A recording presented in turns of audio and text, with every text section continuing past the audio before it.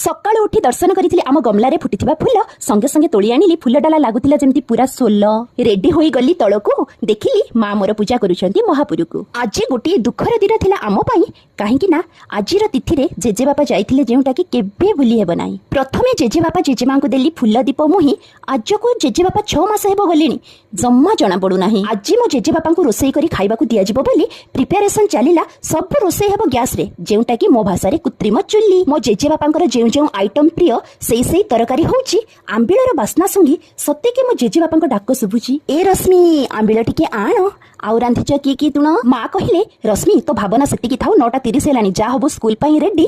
मो कहली हां गो माँ जाउछे टिके साग थी लगे दिए करडी। मो जेजे बापा को भात सब तरकारी बाढ़ी नहीं गली बाड़ी आड़े मो जेजे बापा जेजे मां को बाढ़ी खाइबा को डाकी देली। देखंतु हरभर रे एतिकी आइटम होईची आज आम घरर भणजा आउ भाणीजी बोऊ को खाइबा को डका होईची।